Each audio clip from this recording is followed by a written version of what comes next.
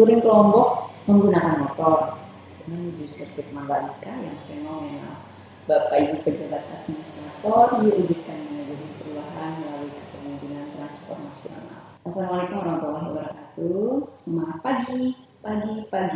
Perkenalkan saya Hikmah Widya Iswara ahli media di BPSDMD Provinsi NTB. Kali ini saya akan menyampaikan strategi delivery atau penyampaian pembelajaran di agenda 2 kepemimpinan kinerja, pelatihan kepemimpinan administrator. Ada 4 hal yang saya persiapkan untuk menjadi pengampu di agenda kepemimpinan kinerja. Yang pertama, mengetahui visi dan membuat framework atau kerangka berpikir dari agenda kepemimpinan kinerja. Lalu yang kedua, membuat catatan apa yang harus dilakukan oleh fasilitator dan kita menjadi coach pelatihan kepemimpinan administrator.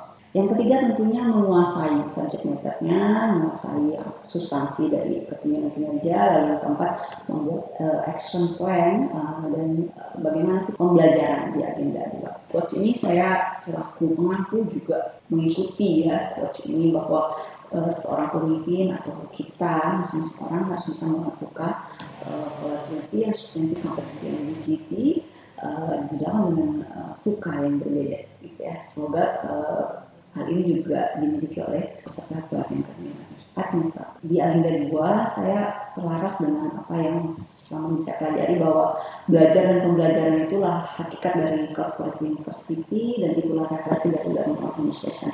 Harapannya di peserta pelatihan kepemimpinan administrator juga memiliki semangat menjadi organisasi pembelajar. Baik, di sini kita melihat bahwa setelah melewati agenda kepemimpinan Pancasila dan nasionalisme, ada kutipan menarik bahwa dari Lao Tzu ya, bahwa dia mengontrol orang lain mungkin akan kuat, tapi dia telah menguasai dirinya sendiri biasanya lebih kuat. Oleh karena itu di agenda 1 pejabat administrator atau peserta sudah mengelola dirinya sendiri, sudah selesai dengan dirinya sendiri, dan di situ juga ada proses mentoring coaching untuk melakukan pemetaan sikap laku, kepemimpinan dan mengembangkan strategi pengembangan potensi diri. Baik, hal pertama yang saya lakukan selaku pengampu kepemimpinan kinerja adalah memahami kurikulum dan learning journey pastinya. Di sini saya sudah melakukan proses pelatihan itu seperti apa, ya tentunya memahami regulasi, tahu struktur substansi agenda, pembuatan rencana pembelajaran dan strategi. Lalu nanti saat proses pelatihannya itu dilakukan untuk menggunakan metode pembelajaran yang tepat bagi peserta, membuang bagi peserta untuk pendalaman dan praktik dengan berbagai metode untuk meningkatkan kompetensi kepemimpinan kinerja. Dan di akhir pastinya pasca pelatihan memberikan penilaian, berkoordinasi dengan agenda berikutnya, evaluasi dan feedback. Oke, di sini strategi saya juga pastinya akan selaras dengan visi dan misi dari pelatihan kepemimpinan administrator. Oke, bahwa kepemimpinan administrator pastinya kompetensi kepemimpinan kinerja dan khususnya di agenda 2 kepemimpinan kinerja diindikasikan kemampuan untuk mengelola perubahan di sektor publik yang didukung oleh jejaring kerja dan komunikasi yang efektif dalam memimpin pelaksanaan kegiatan pelayanan publik dan rangka pencapaian organisasi berkinerja tinggi dengan selalu mengedepankan kepemimpinan transformasional. Dalam hal ini saya kaitkan dengan arah pembangunan ASN untuk menjadi smart ASN di 2024 gitu ya, dan smart ASN ini akhirnya mendukung smart governance ya, bagaimana membuat keputusan yang baik melalui dukungan teknologi informasi dan tata kelola kolaboratif. Dan apabila nantinya ya kita sampai di agenda 4 ya, start from the end-nya dalam aksi perubahan kita kaitkan dengan RB tematik ya, 4 RB tematik baik yang ada gitu ya, pengentasan kemiskinan, peningkatan investasi, digitalisasi administrasi pemerintahan, dan percepatan prioritas aktual. Oke, dalam usul strategi pembelajaran saya sudah memetakan ya sesuai dengan perkenalan gitu ya, waktu kurikulum ada model blended learning ya, bahwa kita ada self learning, lalu ada e-learning, ada pembangunan komitmen bersama tempat kerja, lalu ada pembelajaran klasikal tahap 1, aktualisasi kepemimpinan, dan akhirnya pembelajaran klasikal tahap 2. Oke, ini keterkaitan agenda pelatihan aktualisasi kepemimpinan kinerja. Saat ini kita berada di terminal agenda kepemimpinan kinerja. Jadi kalau di PKK gitu ya, agenda kepemimpinan kinerja ini pada hakikatnya mengelola orang lain gitu ya, pastinya dengan roh tadi yang sudah saya sampaikan. Ini tadi sama learning journey-nya saya petakan seperti ini. Jadi setelah melalui self learning 10 JP dengan output desain efektif menceritakan seperti apa. Lalu sinkronus pertama hari ke-13 2 jam pembelajaran, ada sinkronus pertama, lalu sinkronus kedua 14, lalu asinkronus kedua dan ketiga, lalu baru sinkronus ketiga hari ke-15, dan akhirnya klasikal di hari ke-30 dan hari ke-31 dengan 9 jam pembelajaran dan 12 jam pembelajaran. Oke, setelah tadi memetakan learning journey dan kurikulum, di saat nanti pembelajaran, tentunya saya akan melakukan brainstorming. Pertanyaan-pertanyaan yang menggelitik, yang kritis, yang mampu mengajak peserta engage ya di dalam alur agenda kepemimpinan kinerja. Itu ya, bagaimana kita harus berubah, bagaimana menjadi role model, bagaimana kita mampu menggerakkan organisasi sehingga benar pada peningkatan kinerja organisasi. Lalu bagaimana apakah kita punya jaring kerja gitu ya, yang mampu mendongkrak gitu ya kinerja organisasi. Bagaimana melakukan personal branding dan sebagainya. Karena di agenda 2 ya, ada fase model language ya, move, freeze, unmove ya, dan freezing gitu ya. Jadi saya kaitkan itu dengan learn, unlearn, and relearn gitu ya. Unlearn and relearn bagaimana kita mampu untuk memiliki semangat dalam belajar gitu ya.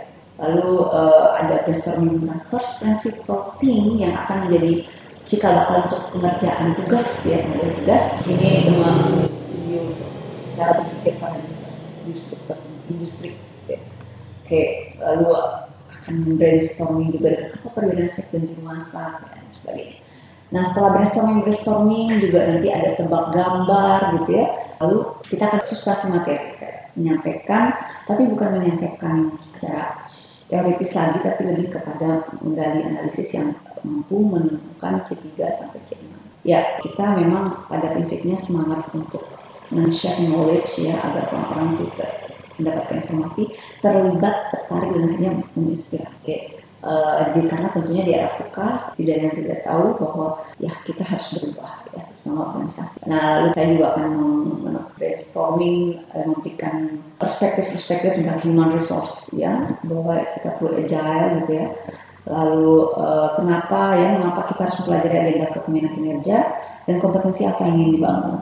Nah, beberapa quotes menarik yang saya dari Albert Einstein akan menjadi pemantik dalam diskusi. Lalu saya juga akan menyampaikan bagaimana healthy relationship ya, beberapa contoh. Lalu apa sih kunci dari kepemimpinan gitu ya. Lalu model pengembangan kompetensi yang pejabat administrasi harus tahu ini gitu ya, model 70-20-10 gitu. Nah, saya juga akan menyampaikan framework agenda 2. Nah, ini penting bagaimana kita harus mulai dari start from the end ya, manajemen perubahan sektor publik gitu ya, lalu dikaitkan dengan strategi pengembangan SDM, knowledge management, lalu bagaimana itu dilakukan oleh pemimpin ya, transformasional, didukung oleh jaring kerja dan strategi komunikasi organisasi sektor publik, dan akhirnya akan menuju ke organisasi berkinerja. Ini saya akan sampaikan mind map agenda 2 kepemimpinan kinerja, lalu apa saja esensi-esensi dari 4 modul tersebut gitu ya, baik dari manajemen perubahan, kepemimpinan transformasional, di jaring kerja dan strategi komunikasi organisasi sektor publik. Lalu beberapa hal yang penting ya, bagaimana pentingnya manajemen perubahan sektor publik, bagaimana kita akan mengubah organisasi gitu ya. Lalu bagaimana ciri-ciri pemimpin transformasional, bagaimana menganalisis stakeholders tentunya dengan jejaring kerja yang kita miliki gitu ya. Lalu bagaimana strategi komunikasi organisasi sektor publik. Nah dari paham substansi tadi tentunya untuk mengkonfirmasi kepada peserta bahwa mereka memahami sampai ke C3 dan sampai ke level C6 mempraktekkan, ada penugasan-penugasan dan beberapa contoh pembelajaran yang saya buat.